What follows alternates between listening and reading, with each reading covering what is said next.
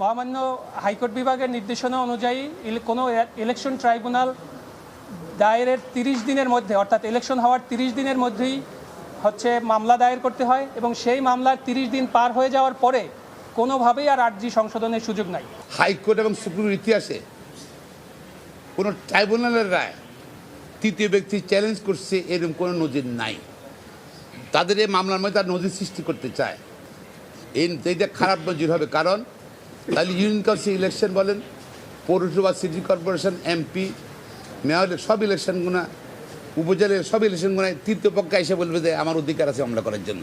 আমরা প্রত্যাশা করছি for the greater interest of our judicial system as well as democracy এবং লটাকে প্রিভেল করার জন্য যে অ্যাপ্লিকেশনটা আনা হয়েছে পারপাসলি